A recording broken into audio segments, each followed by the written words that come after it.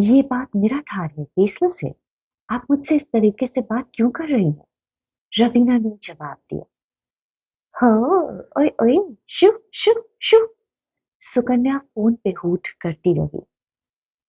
रवीना के लिए ये बहुत ही आश्चर्य और चौंका देने वाला इंसिडेंट था, क्योंकि अपने 20 साल से भी ज्यादा के प्रोफेशनल अनुभव के बावजूद उसका सामना इतनी कठोर और नफरत भरी कर्कश आवाज और व्यवहार से कभी नहीं हुआ था। उसने तो सुकन्या को अपने टॉक शो में काफी ऑनर सम्मान दिया था। वो सुकन्या से सालों पहले एक दोस्त के घर पर मिली थी। सुकन्या से उसका एक छोटा सा इंट्रोडक्शन कराया गया था और वही उनकी आखिरी बातचीत और मुलाकात रही। बस इतनी ही उन दोनों के बीच की जान पहचान थी। सालों गुजर जाने के बाद एक दिन रवीना ने सुकन्या के सोशल मीडिया प्रोफाइल्स को स्क्रॉल किया और उसे लगा कि सुकन्या सोसाइटी के लिए कुछ ठोस काम कर रही है, मानवता के लिए कुछ ऐसा काम जिसे रवीना को अपने प्रोफेशन के मुताबिक विशिष्ट रूप से दर्शाना चाहिए, ताकि ज्यादा से ज्यादा लोग सुकन्या को उसके नेक काम के लिए पहचान सकें। जैसे जैसे वक्त गुजरता है और हम सब अपनी अपनी जिंदगी में सेटल हो जाते हैं, एक सिर्फ छोटी सी जान पहचान की हैसियत से ही क्यों ना हो, हमें दूसरों की मेरिट को सराहना चाहिए।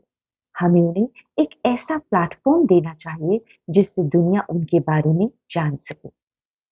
रवीना ने मन ही मन में ये सोचा। उसने तुरंत सुकन्या को ईवे के द्वारा कांटेक्ट किया और उसका मोबाइल नंबर लिया।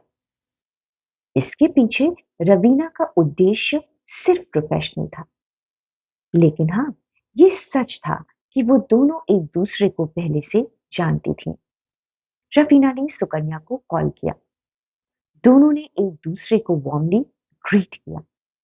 बहुत ही उत्साह के साथ सुकन्या ने रवीना के शो पर बतौर गेस्ट आने के लिए अपनी स्वीकृति दी। शो ऑन एयर हुआ।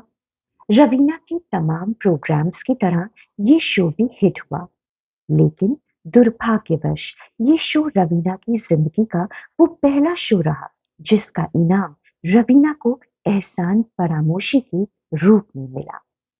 हालांकि सुकन्या के इस अजीब से व्यवहार से रवीना थोड़ा परेशान तो हुई, लेकिन फिर उसने सोचा कि जिंदगी बहुत कीमती है और इन छोटी छोटी बातों पर उसे समय नहीं बर्बाद करना चाहिए। और एक दिन एक नए प्रोफेशनल वेंचर के सिलसिले में उसने सुकन्या को कॉल करने का निर्णय लिया।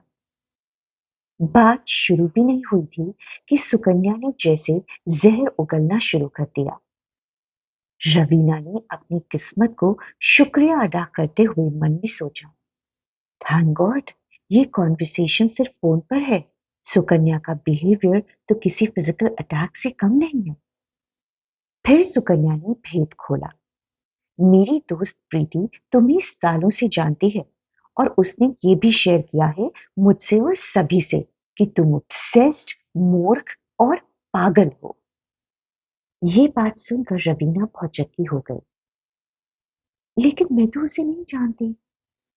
फिर एक पल कुछ सोचने के बाद रवीना बोली, अच्छा कहीं तुम मेरी उन कलीग की बात तो नहीं कर रही? वो उम्र में हमसे बड़ी थी।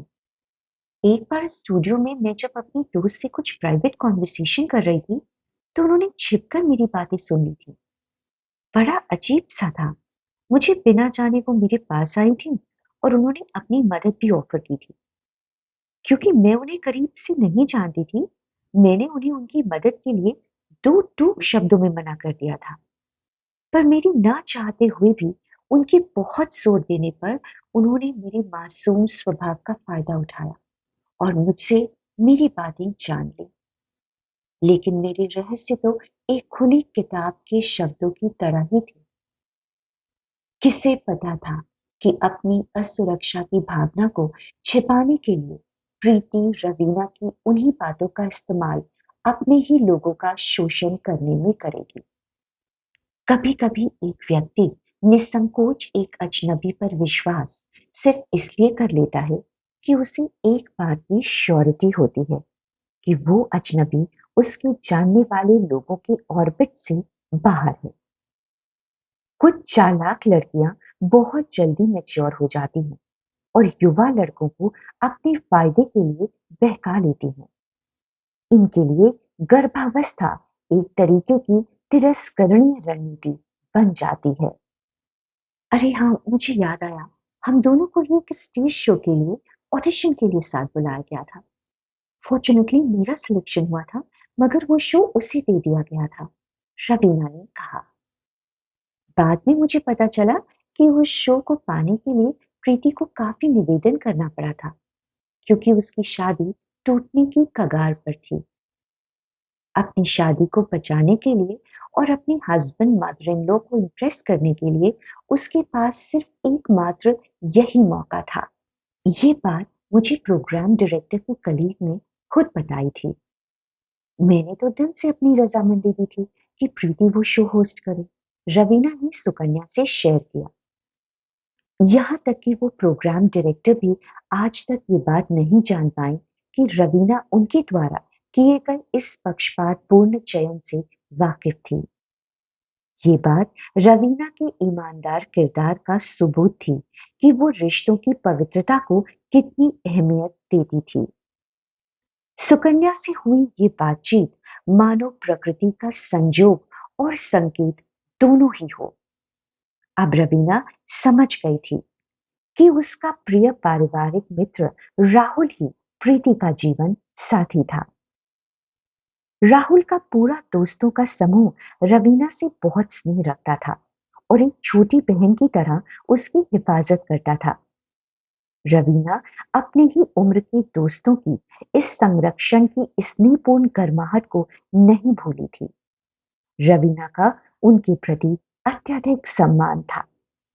यद्यपि रवीना की हैरत से भरी हुई चेहरे की अभिव्यंजना सुकन्या फोन की दूसरी तरफ नहीं देख पाई, रवीना अपने आप को संभालते हुए शांतिपूर्ण ढंग से बोली, हमारे बीच कोई कटुता नहीं होनी चाहिए सुकन्या। नफरत और चालाकी के लिए ये जीवन बहुत ही छोटा है। चलो ना, प्यार से इस बात को यही खत्म करते हैं। प्रीति राहुल की वाइफ है। मेरे दोस्त की जीवन साथी के लिए मेरे दिल में बहुत सम्मान है। सालों से मैंने राहुल से कभी भी कुछ भी स्पष्ट करने की कोशिश सिर्फ इसलिए नहीं की, क्योंकि अगर एक दोस्त दूसरे दोस्त को कोई सबसे अच्छा तोहफा दे सकता है, तो वो है प्यार और आशीर्वाद का, उसकी खुशनुमा शादीशुदा जिंदगी के लिए। लेकिन दो सवालों ने आज तक रवीना को हैरानी में डाल रखा है। पहला, सुकन्या को उसके साथ अभद्र व्यवहार करने का कोई अधिकार नहीं था, और जब वो सालों से अपने अंदर रवीना के लिए इतना द्वेष रखे हुए थी, तो फिर इतने उत्साह के साथ उसने रवीना के टॉक शो पर आने के लिए अपनी स्वीकृति क्यों दी? दूसरा, अगर प्रीति राहुल से सचमुच प्यार करती थी, तो फिर उसने अपने ही जीवन साथी को धोखा क्यों दिया?